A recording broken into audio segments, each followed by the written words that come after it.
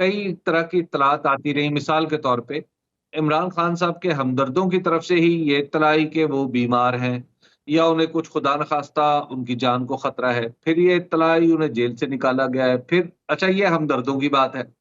खुद पार्टी के अंदर बुशरा बेगम साहबा के मामले पे जो कंट्रोवर्सी पैदा हुई वो अपनी जगह है। फिर कुछ लीक्स भी आ गई और फिर बीच के कुछ लोग आपके जो है वो भी आ गए कि जनाब आला क़यादत ने 26 नवंबर को ये करना था, वो किया, जो करना चाहिए था, वगैरह वगैरह। ये सब चीजें आखिर किस चीज की निशानदेही करती हैं? क्या पार्टी के अंदर कोहेरेंस नहीं है, इख्तलाफात पैदा हो रहे हैं, या कोई और मामला है? देखिए, मैं पहले भी बता चुका हूं कि ज़रूर जिस तरह हर पॉलिटिकल पार्टी में मुख्तलिफ राय होती हैं, मुख्तलिफ लीडर्स की अपनी अपनी ग्रुप्स भी, इस तरह पीटीआई में भी हैं और कई मामलों में मुखालफत हुई।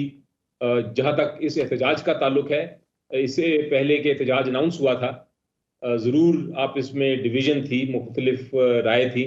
लेकिन एक बार इमरान खान साहब ने जब अनाउंस कर दिया, उसके बाद सारी लीडरशिप ने उस पे और मैंने उसको भी सारे लीडर्स जो थे वो टीवी प्रोग्राम पे आके भी कहते रहे कि हमें ये अब फैसला मंजूर है और हम इस पे पूरी मेहनत करेंगे और इसको हम कामयाब करेंगे। तो इसलिए वो इख्तलाफात जो थे पहले, वो सारे ख़त्म हो गए थे। और इसके बाद अब ऑफकोर्स फिर से दोबारा से अब नेक्स्ट स्ट्रेटजी के ऊपर फिर राय आ सकती हैं मुख्तलिफ, लेकिन इसका ये मतलब नहीं है कि मुखालफतें होनी चाहिए। बहरहाल इमरान खान साहब को बताया गया था थोड़ा बहुत कि क्या डिफरेंट जो पोजीशंस ली हैं मुख्तलिफ लीडरान ने, उस पर उन्होंने ये कहा था कि ये ठीक है बातें आपकी, लेकिन आप इस वक्त हमें ज़रूरत है इत्तेहाद की। ठीक। और उसके बाद तंजीम। अच्छा बैरिस्टर अली जफर साहब, अब चूंकि पाकिस्तान तहरीक-ए-इंसाफ ने ये डिसाइड किया है कि पार्लिमान के फोरम से मामलात को आगे बढ़ाया जाएगा, तो एहतजाज में तो आप लोग अकेले थे, महमूद खान अचकजई साहब भी नज़र नहीं आए और भी जिन जमातों के साथ आप लोगों ने मामलात किए थे वो भी नहीं थे।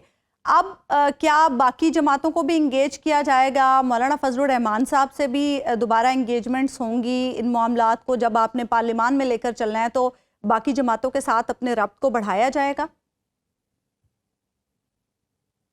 जी, मैं पहले तो आपको क्लैरिफाई कर दूं कि जब मैं जो कहने लगा हूं ये मेरा अपना एक ज़ाती व्यू है। अभी तक इस पे कोई हतमी फैसला नहीं हुआ। पहली मुलाकात थी 24 नवंबर के बाद के जो हुआ, उसके बाद ये पहली मुलाकात थी, तो अभी कोई डिटेल्स इमरान खान साहब के साथ नहीं डिस्कस की गई। लेकिन मेरा अपना ज़ाती ख्याल है कि डायलॉग जो होता है, जो बातचीत होती है, उसके दरवाजे हर वक्त खुले रहने चाहिए और उसकी शुरुआत आपको सियासी जमातों के साथ ही करनी चाहिए। जो दूसरी सियासी जमातें हैं जो अपोजिशन में हैं और जिन्होंने हमें सपोर्ट भी किया है, जो कुछ हुआ उससे पहले भी और उसके बाद भी, उन जमातों के साथ बात शुरू करनी चाहिए और उनको अपने प्लेटफॉर्म पे लाना चाहिए। और फिर कॉमन प्लेटफॉर्म के बाद एक अपोजिशन के तौर पे एक सियासी जमात होने की हैसियत से जो बातचीत है वो भी करनी चाहिए, उसके दरवाजे खोलने चाहिए। ये बताना चाहिए हुकूमत को, एक तो तरीका है एहतजाज के जरिए बताने का, दूसरा तरीका है डायलॉग के जरिए कन्विंस करने का हुकूमत को कि आप जो कुछ कर रहे हैं बिल्कुल सरासर गलत है, ये एक जुर्म कर रहे हैं आप, और ये जुर्म जो है ये आपको भी और पाकिस्तान को भी नुकसान पहुंचाएगा, जमहूरियत को भी नुकसान पहुंचा रहा है। तो ये डायलॉग साथ साथ चलना चाहिए, इसमें कोई हर्ज नहीं है। लेकिन जो कुछ हुआ 24 को और 25 को और 26 को, वो हम भुला नहीं सकते। उसका भी बातचीत करने के साथ साथ उसमें जो लोग मुलविस हैं उनका भी एहतसाब होना चाहिए, उनको भी अकाउंटेबल ठहरना चाहिए, उनकी भी सजाएं होनी चाहिए। ये डायलॉग के साथ साथ आप अपना जो इंसाफ है वो भी करें, लेकिन डायलॉग को बंद करने की जरूरत नहीं होती। मेरी नज़र में अच्छा एक अच्छा एक जेस्चर है कि हम पार्लियामेंट में इसको रेज करेंगे, लेकिन उसके साथ साथ जो इंसाफ के तकाजे हैं वो भी करने के लिए एहतजाज करना करेंगे कि पार्लिमान के अंदर एहतजाज किया जाए। पार्लिमानी सियासत की तरफ एक आज एक डायरेक्शन नजर आई है इमरान खान साहब की तरफ से क्या आप इसको चेंज ऑफ पॉलिसी समझते हैं या ये पैरेलल एहतजाज और पार्लियामान चलता रहेगा? जी, जिस तरह मैंने कहा कि ये पैरेलल है, बल्कि इसके साथ एक और तीसरा भी आप एक फ्रंट ऐड कर दें, क्योंकि वो भी साथ साथ चल रहा है और वो भी उसके तकाजे भी पूरे करने हैं, और वो है जो कानूनी जंग है। क्योंकि बहुत सारे ऐसे केसेस फाइल हुए हैं खान साहब के पास। आज मैं कैलकुलेट कर रहा था कि 250 से 300 तकरीबन केसेस हो चुके हैं उनके ऊपर फाइल। अब क्योंकि रिसेंटली अभी फिर 40-50 केसेस फाइल हुए हैं। तो ये जो इतने बड़े केसेस हैं खाली एक शख्स को जेल में रखने के लिए, उनकी जंग भी हम लड़ रहे हैं अदालतों में। हमें उम्मीद है कि नीचे से नहीं तो हमें जो सुपीरियर कोर्ट्स हैं वहां से इंसाफ मिल भी रहा है, मिलता भी रहेगा। पार्लियामेंट का एक बहुत बड़ा फोरम है, जो सियासी जंग है वो वहां लड़ेंगे। और उसके साथ एहतजाज जो है, मैं बार बार कहता हूं कि पुरअमन एहतजाज करना हमारा हक है। उस हक के लिए, और वो पूरी कौम का हक है, सिर्फ पीटीआई का हक नहीं है, उस हक के लिए भी हम जिद्दोजहद पूरी तरह भरपूर तरीके से करते रहेंगे। अली जफर साहब, खान साहब की कई मुकदमात में जमानतें भी खारिज हो गई हैं, और जैसे अभी आपने कहा कुछ नए मुकदमात भी अब उन पर दर्ज हो गए हैं। तो इस सिचुएशन में नजर क्या आ रहा है आपको? आने वाले दिनों में तो ऐसा लग रहा है खान साहब के लिए सख्तियां बढ़ने वाली हैं, और आप ही की पार्टी के कुछ लोग कह रहे हैं कि टॉप लीडरशिप की गलतियों की वजह से ये सख्तियां खान साहब पर बढ़ रही हैं।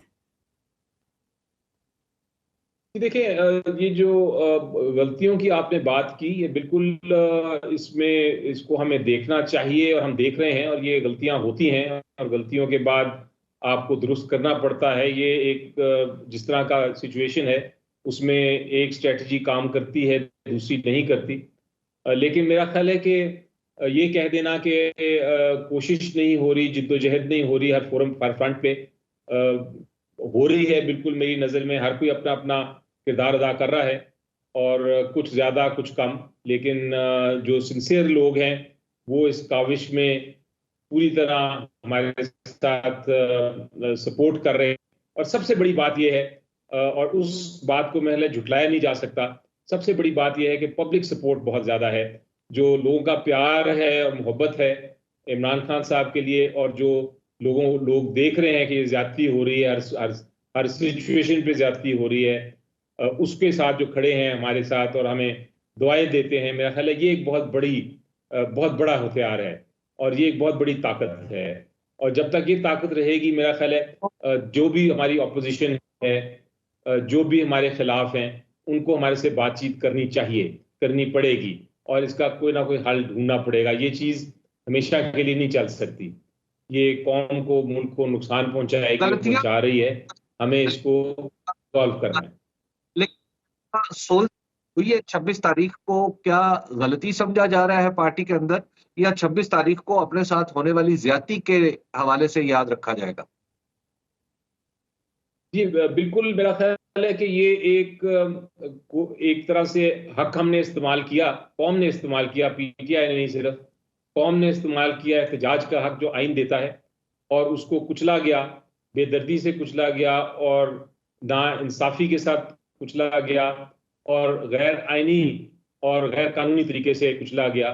तो मेरा ख्याल है कि हम इंसाफ की और आइन की और रूल ऑफ लॉ की साइड पे खड़े हैं, और हमें कोई किसी किस्म की शर्मिंदगी नहीं होनी चाहिए। हम बिल्कुल दुरुस्त राह पे चल रहे हैं, और जो जिन्होंने गलती की, शर्मिंदा उनको होना चाहिए। कोशिश करेंगे और करते रहेंगे, क्योंकि मेरी नजर में ये नेता जो एक प्रोटेस्ट है वो हमारा हक है, और पूरी कौम का हक है, और वो हम उस हक के लिए लड़ेंगे, अपनी आज़ादी के लिए लड़ेंगे। वो तो चलता रहेगा जैसा मैंने कहा फ्रंट पे, लेकिन उसके साथ साथ पार्लियामेंट में भी डायलॉग की गुंजाइश भी पैदा करेंगे, और उसके साथ साथ जो कानूनी जंग है वो भी हम अदालतों में लड़ते रहेंगे।